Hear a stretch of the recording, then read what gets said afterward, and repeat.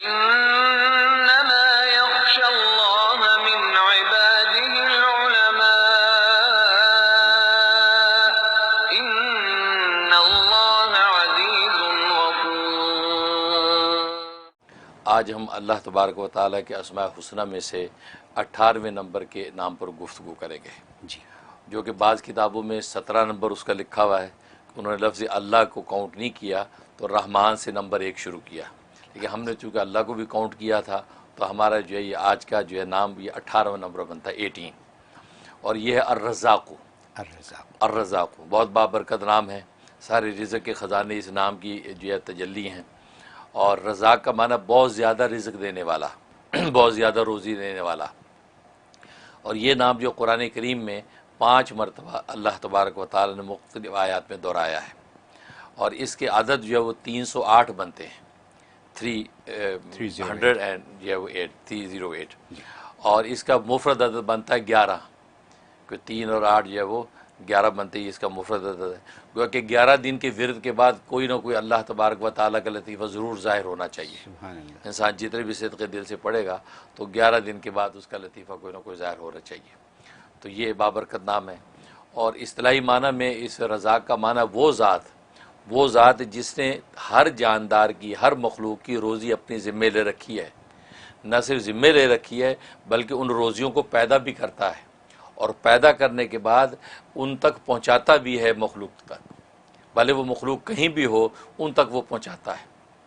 اور قرآن کریم میں اس چیز کا اظہار کر دیا کہ وما من دابۃ فی الارض الا علی اللہ رزقها، کہ روئے زمین پر کوئی بھی چوپایا چلنے والا جاندار ایسا نہیں ہے کہ مگر اس کا رزق اللہ کے ذمے ہے۔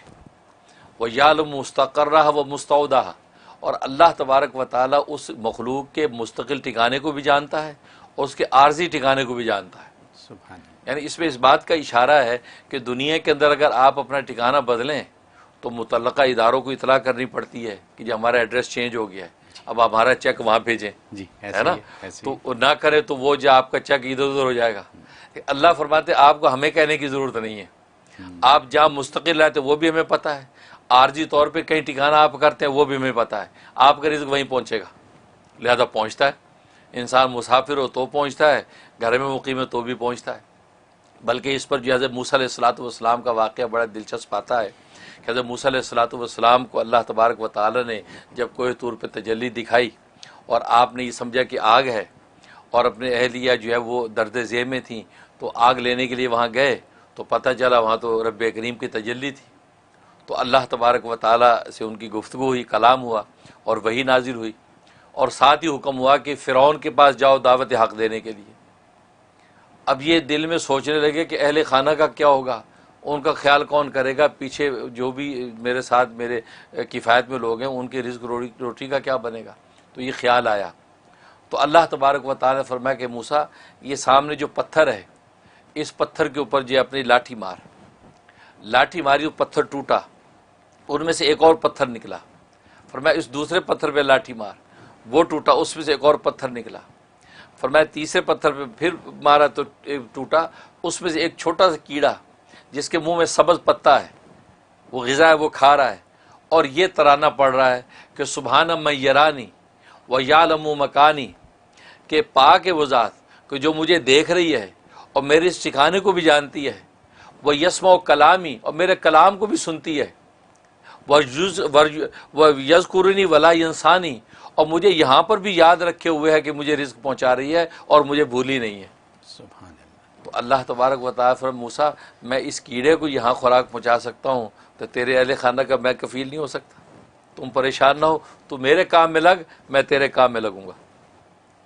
تو مطلب یہ اللہ تبارک و تعالیٰ کے رازقیت کا عالم ہے کہ جہاں بھی ہوتا ہے اسی جگہ رزق پہنچاتا ہے۔ اس لیے علماء نے لکھا ہے کہ رزق کی 2 قسمیں ہیں، ایک رزق خاص ہے، ایک رزق عام ہے۔ رزق خاص کا مطلب یہ ہے کہ وہ رزق کہ جس کا تعلق ایمان و یقین کے ساتھ ہے، کہ اللہ تبارک و تعالی ایمان و یقین کا جو رزق، دلوں کا جو رزق عطا کرتے ہیں اور رزق حلال کی دولت سے جو منور کرتے ہیں، یہ رزق خاص ہے۔ اور ایک رزق عام ہے کہ جو دنیا اور سامانوں کا جو رزق ہے، یہ اللہ تبارک و تعالی بلا تفریق کافر مومن سب کو عطا کرتے ہیں، لیکن رزق خاص جو ایمان و معرفت کا رزق ہے وہ صرف اللہ تبارک و تعالی مومنین کو عطا کرتے ہیں، اور اہل ایمان کو اللہ یہ توفیق دیتے ہیں کہ وہ رزق حلال کی کوشش کرتے ہیں۔ اور ابن قیم رحمہ اللہ تعالی نے بڑی خوبصورت بات کی کہ اصل میں رازقیت کے دو مفہوم ہیں۔ رازقیت کا ایک تو مفہوم یہ ہے کہ اللہ تبارک و تعالی جو ہے وہ رزق عطا کرتے ہیں جو انسان کی ایمانوں اور انسان کے سامانوں کا رزق ہے، اور وہ اپنے انبیاء اور اولیاء کے ذریعے سے اللہ تبارک و تعالی مخلوق تک پہنچاتے ہیں۔ اسے علم و عرفان کا رزق بھی ملتا ہے، یعنی قلوب کا رزق، اور اسے انسان کے ابدان جو بدن جسم ان کا رزق حلال وہ بھی ان کے ذریعے سے مہیا ہوتا ہے۔ ایک یہ مطلب، اور دوسری قسم رزق سے مراد یہ ہے کہ وہ رزق جو رزق حلال ہے، جو بدنوں کا علم ہے، اللہ تبارک و تعالی نے بدن کی نوعیت طبی طور پہ ایسی بنائی ہے، ایسی اندر وینز اور رگیں اور ایسے سلسلے رکھے ہیں کہ وہ رزق ان کے ذریعے سے اسے اپنے متعلقہ مقام تک پہنچاتے ہیں۔ کیونکہ اگر رزق موجود ہو اور اندر کھانے کا نظام ڈسٹرب ہو جائے تو کیسے پہنچے گا؟ تو فرمایا کہ انسان جب کھاتا ہے تو وہ نالیاں اللہ نے ایسی بنا رکھی ہیں کہ ہر چیز اپنے اپنے مقام پہ جا رہی ہے، پانی اپنے مقام پہ جا رہا ہے، غذا اپنے مقام پہ جا رہی ہے، ہر چیز اپنے اپنے مقام پہ ٹھہر رہی ہے۔ اور پھر کھانے کے بعد انسان اگر الٹا ہو جائے تو وہ کھانا باہر پلٹتا نہیں ہے، یعنی ایسا نظام رکھا کھانا گیا اب وہ پلٹ کے باہر نہیں آتا۔ فرمایا یہ جو دوسرا رزق کا مفہوم ہے کہ اللہ نہ صرف کھلا دیتا ہے بلکہ کھلانے کے بعد وہ اس کو اپنے اپنے مقام پر پہنچا دیتا ہے اور اس کے اچھے اور نیک اثرات ظاہر کرتا ہے۔ یہ اللہ تبارک و تعالی کی رازقیت ہے جو کسی دوسری ذات کو حاصل نہیں ہے۔ اس لیے اللہ تبارک و تعالی رزاق ہے، یعنی بہت زیادہ روزی دینے والا، مطلب نہ صرف روزی دینا بلکہ روزیوں کو پیدا بھی کرتا ہے اور اپنے اپنے مقام پر ہر ایک کو اس کی روزی پہنچا بھی دیتا ہے۔ یہ رازق ہے۔ اور جہاں تک اس کے فضائل و فوائد کا تعلق ہے تو ایک اس کا فائدہ یہ ہے کہ اگر کوئی شخص چاہتا ہے کہ مشکلات اور باریک بین چیزیں، خاص طور طالب علم، پروفیسر اور اسی طریقے سے لیکچرر، پڑھنے پڑھانے والا آدمی چاہتا ہے کہ باریک بینی مجھے حاصل ہو جائے، تو صبح اٹھتے ہی نہار منہ، ابھی اسے کلی نہیں کی، منہ نہیں دھویا، اٹھتے ہی 20 دفعہ یا رزاقو کا ورد کر لیا کرے۔ 20 دفعہ سے بیٹھے بیٹھے یا رزاقو یا رزاقو یا رزاقو، بس اس کے بعد اپنے کام میں لگے۔ اور میں اللہ تبارک و تعالی اس کو ذہن کو ایسا کشادہ اور تیز کر دیں گے کہ باریک سی باریک بات بھی سنتے جھٹ اس کے نتیجے کو پہنچ جائے گا، ایسا ذہن کھول دیتے ہیں۔ یہ اس میں فائدہ۔